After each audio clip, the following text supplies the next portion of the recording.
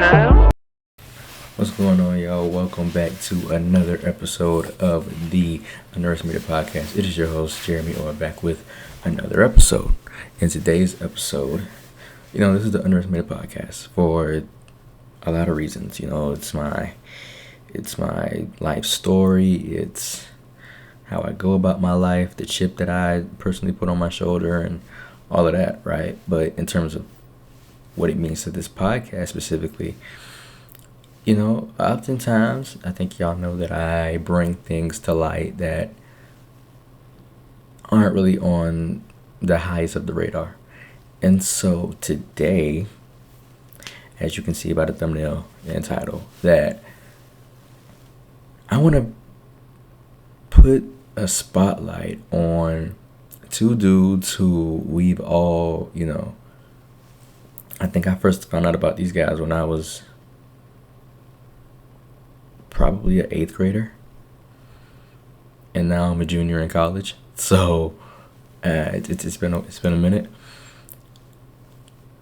Dior Johnson and Mikey Williams, two dudes who have sort of been journeymen in the college basketball realm. These dudes are like resurging. Like, I think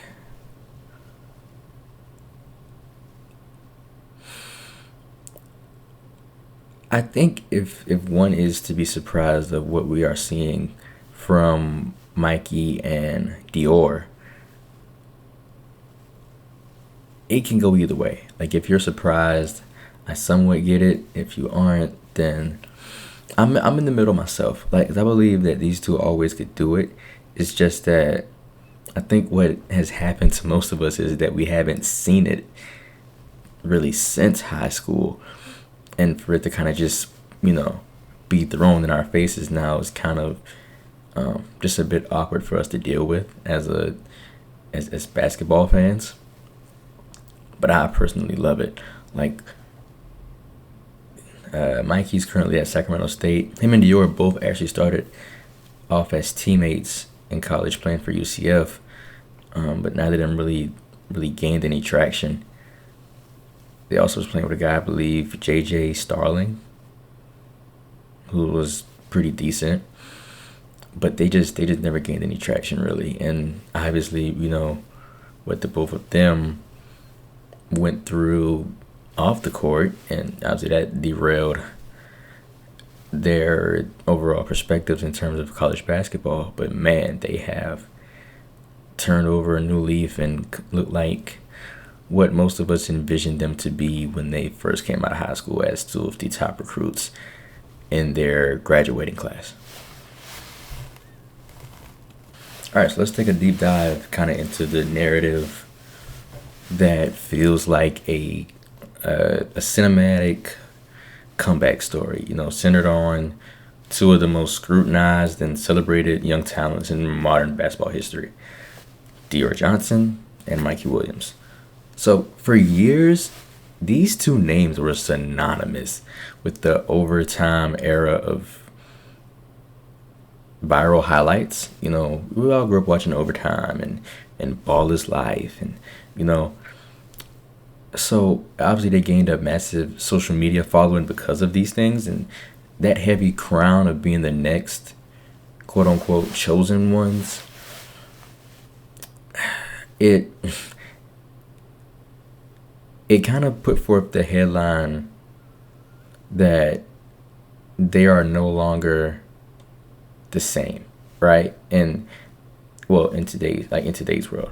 So, but they are, as of right now, they are introducing themselves to the world on their own terms and on their own individual teams. I did like the idea of them being together. But I mean, like, basketball has so many levels to it that, who's to say that they can't team up again somewhere else? Like, there's so many ways to play ball nowadays. Like, college is getting even crazier. You got the NBA, the NBL, you have the G League, you got OTE. Like, it's a lot of ways that they can go. And so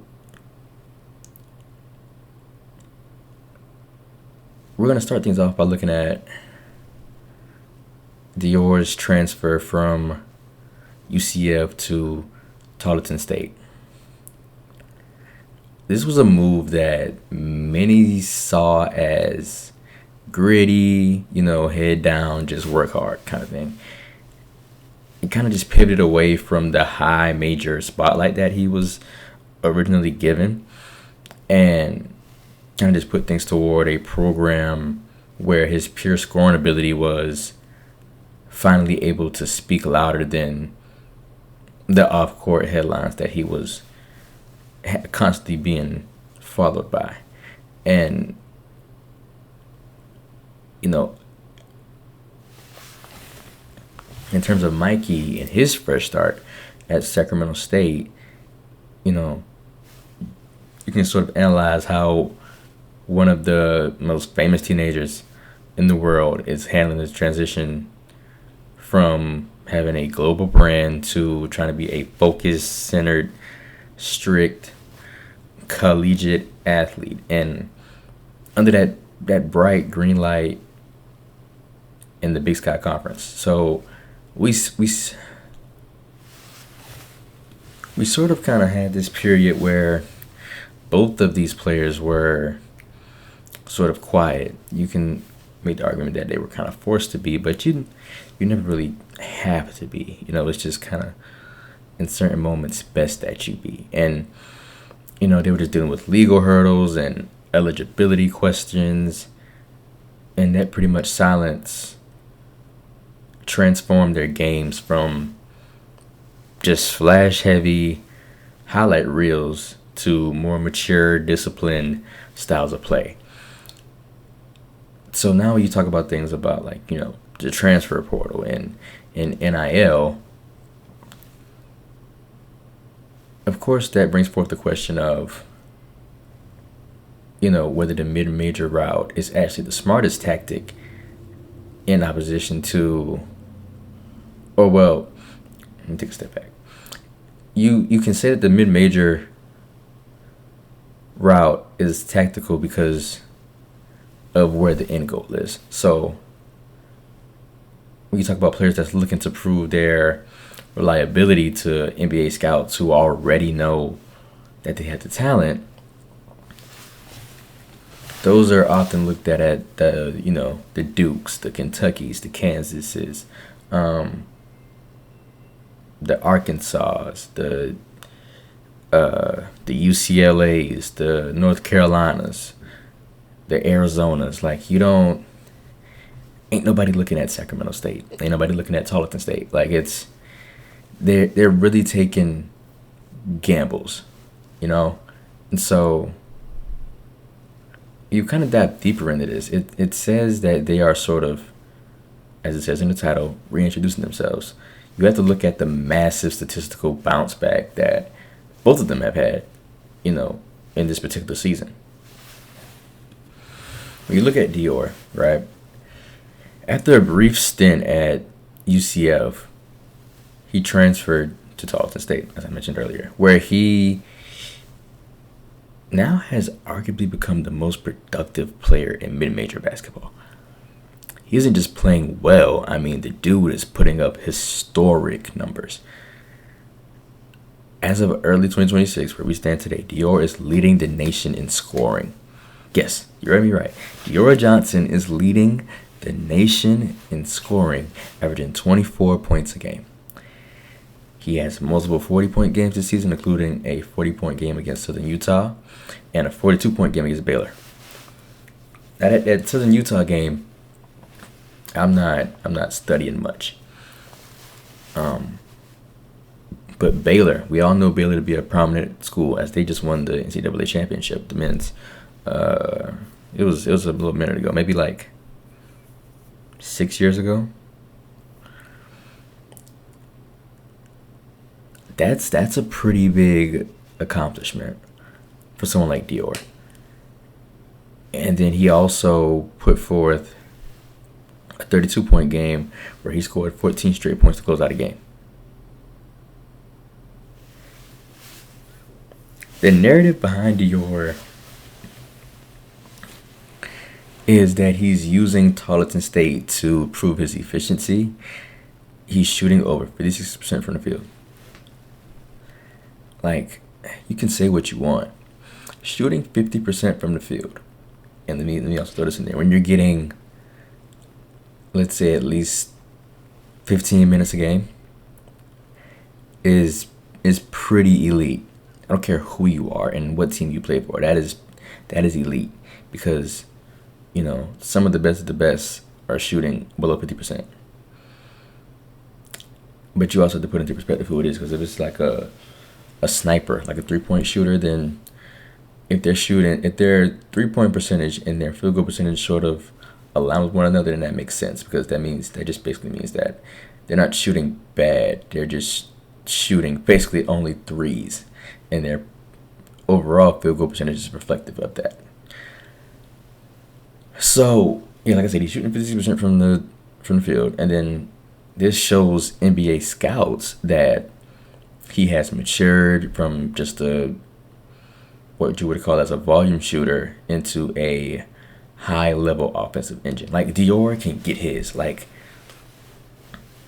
he can. I think he's definitely a 3-level scorer, and has a pretty nice handle. I think he's gonna end up being looked at as a combo guard. It's just, man, when we talk about guards in the NBA, I can go on about it for days, because anybody knows me and has challenged me in the past on what I think is a point guard and what it's not, kind of knows where I stand. And I believe I've said on here in the past where I stand in terms of guards. Just because you're able to get 6 assists a game does not make you a point guard.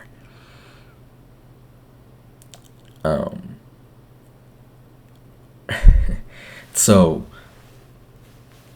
I think if push comes to shove, like, where would I want him to sort of be most utilized? I would probably lean towards the 2 guard, because I would probably want him off the ball, because it can be on the ball because he can create his own shot, but if he's catching it on the wing, he also has the handle to do the same thing. Tween, hezzy cross, pull up, mid-range jumper. Like that's in his bag. You talk about Mikey. This is the sort of the Sacramento homecoming. We all know that Mikey is a Cali kid, and his path has been more about finding stability. Who is going to accept me for me, but also do it constantly, consistently, and continuously. After the legal hurdles that he had to handle at Memphis and a limited role at UCF due to injury and him also redshirting, he transferred to Sacramento State to be sort of looked at as the guy again. They kind of just rebranded that entire basketball program. Shaq, I believe, is the general manager of Sacramento men's basketball, and then Mike Bibby, longtime NBA vet, mainly known for playing for the Sacramento Kings, is the head coach there. And Shaq's son, Shakir, also plays for that team. And I think it's somebody else on the team that I know, but it's not ringing a bell right this moment. But anywho, nonetheless, Mikey was brought there to be that guy. Mike Bibby put trust in him, belief in him, and believes that he's learned his lesson, done enough to where he can trust him to be Mikey in terms of just playing basketball. And so at Sacramento State, he is currently averaging 17 points, 4.5 assists, and 3 rebounds a game. He recently dropped a career high 34 points against Idaho State, the most any player in the Big Sky Conference this season. And so with his evolution, while his shooting percentages aren't, the most mind-boggling, he's still fluctuating. But I think with Mikey,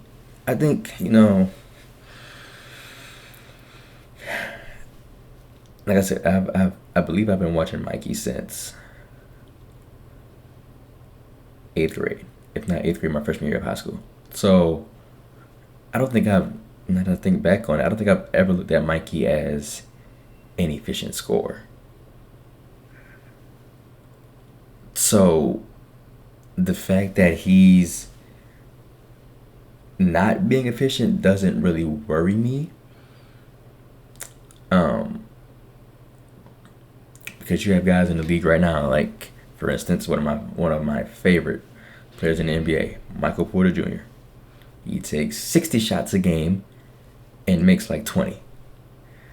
Um, but he's still nonetheless Michael Porter Jr.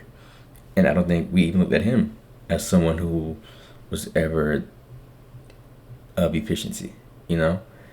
So with I think Mikey's shooting around 36%. That's still taking a massive, well, allowed him to take a massive leadership role. Playing over 35 minutes a game, he is kind of shifting his brand from what was initially just a social media star to a sort of workhorse guard. Now, why did I specifically use the term reintroducing themselves? Well, I think it would stem from the fact that both of them have once been ranked in the top 15 nationally. Actually, I believe Mikey was like top 5 coming out of his class. So I guess the other, I think Dior was probably like 12, maybe 11, 12. But they nearly both fell out of the basketball world due to off-court, situations. For one, you're talking about lower stakes and higher production. Both of them chose to leave a Power 5 school, in the Big 12, being UCF, to dominate at smaller schools in the WAC and Big Sky. Another thing could be professionalism. They are currently staying out of the headlines for anything other than basketball. And that's what I think all of us more so wanted from the two of them than anything.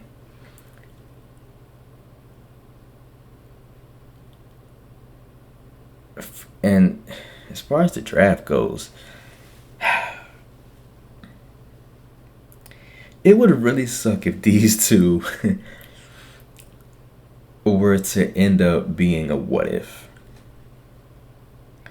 And I said with a lot of people, like, I hate to say it, don't beat me up, but I think we can all agree that Derrick Rose is a what if. So, and he's probably the biggest what if in NBA history. For the first time in 3 years, though, NBA draft boards are actually mentioning both of their names as potential second round picks, or a potential high G League target for 2027. Now let's sort of kind of dive in to just expanding our lens and diving deeper into those missing years, right? Because we have to address the lost years that kind of came between 2022 and 2024, a period that felt like a black hole kind of for us fans who grew up watching these two on YouTube. We're moving past the surface level stats, to look at the mechanical evolution of their game, right? So starting with Dior, his shot selection, which has undergone a radical transformation from his early days as a street ball, sort of style creator. In high school, Dior was known for over dribbling and hunting the home run play, basically. But now, where he stands at Tarleton State, we're seeing a masterclass of just mid-range efficiency and pick and roll navigation. He's currently ranking in the 92nd percentile nationally as a pick and roll ball handler, a technical leap that makes him a nightmare to modern coverages. We talk about who he is now on the defensive side of the ball. a topic that is rarely discussed during their rise to fame. We're seeing a newfound defensive intensity from Mikey. So that simply wasn't there when he was in high school in San Diego. At Sacramento State, though, Mikey has sort of been tasked with guarding the opposing team's best perimeter threat, utilizing his 6'3", 185-pound frame to sort of fight through screens and disrupt the passing lanes. Currently, though, Mikey's averaging a career high around the form, 2 steals a game. This defensive buy-in is the secret sauce, I guess you could say, to his particular reintroduction. It just proves to NBA front offices that he is willing to do the dirty work required of a role player at the next level, rather than just being a primary scoring option. We also need to address the coaching factor. The influence of Bill Gillespie at Tarleton State and David Patrick and Mike Bibby at Sacramento State, and how these veteran coaches have successfully deconstructed the superstar egos to rebuild these players as disciplined teammates. This segment of the journey that I'm about to dive into is kind of like the unlearning process.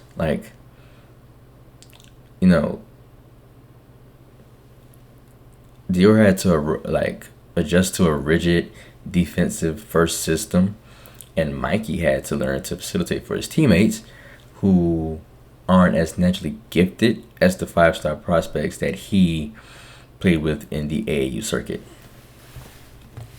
And so when we look at the financial landscape of their comebacks, specifically when you talk about how NIL has actually acted as a stabilizer for them, instead of the get-rich-quick schemes of the past, they are now engaging in long-term community-based partnerships in Stephenville and Sacramento. This shift is an on-court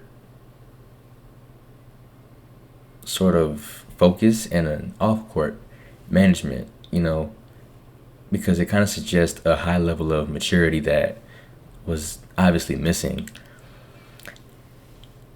And it was missing during their initial rise. But so this kind of proves that the reintroduction that they're currently bestowing upon us is as much about their business acumen and personal growth as it is about their crossover or their jump shot. If Dior can carry Tarleton to a WAC title, and Mikey can lead the Hornets to a deep Big Sky run, we aren't just talking about a reintroduction. We're talking about one of the greatest dual career salvages in the history of the sport.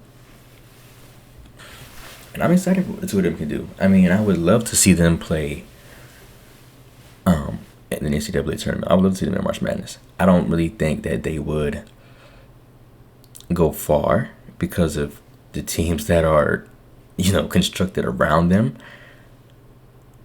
But great players, and I mean truly great players, learn how to make it work. Right? When you look at somebody like Michael Jordan, right? And then I'm not in any way, shape, or form comparing Mikey or Dior to Jordan, but what makes Mike so great is that he was able to do, if you just take out, right, Pippen and Rodman, what did Jordan really have? Steve Kerr, Luke Longley, Ron Harper, B.J. Armstrong. So the great guys kind of just figure out how to make it work with what they have.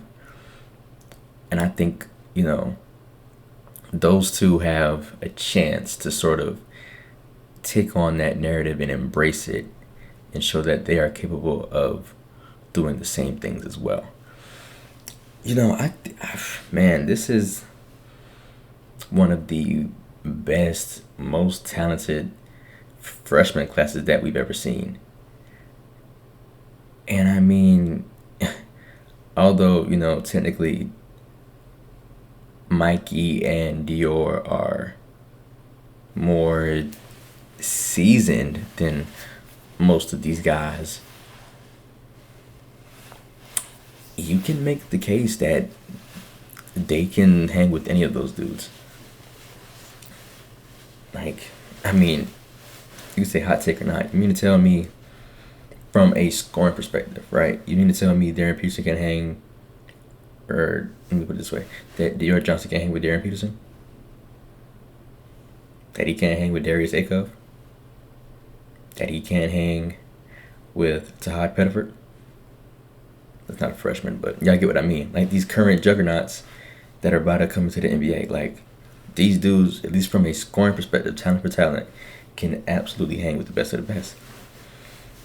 And I mean, I think they got a lot of grinding to go. I mean, because, I think what also hurts them a lot is that we have players in the league now like Ja Morant, right? I think with what we've seen Ja Morant do in the NBA and how his career has sort of fluctuated because of it,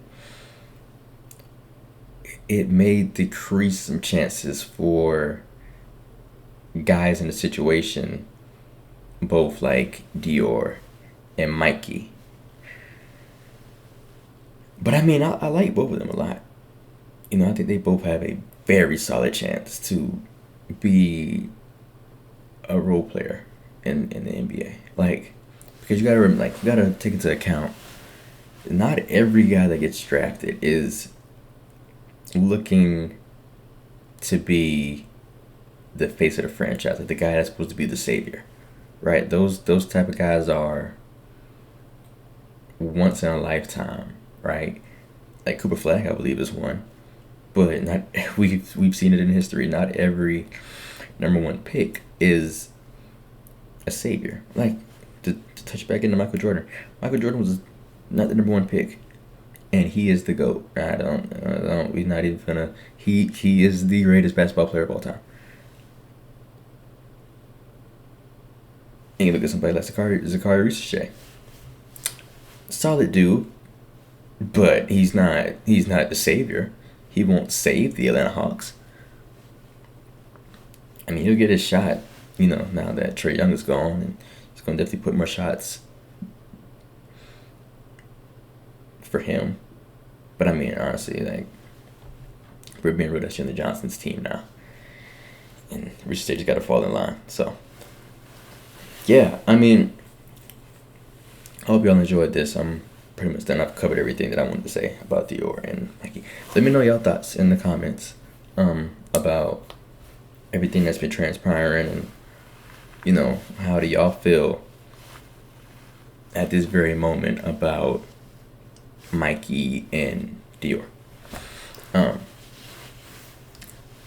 Double uploaded yesterday because I missed Monday, so if y'all haven't checked that out, go check it out. First video was talking about the top 10 contenders to win the World Series next season. Well, technically this season. And then the second one was the top 5 landing spots for Tyreek Hill. So yeah. But always remember, don't underestimate, appreciate. I'll see y'all later.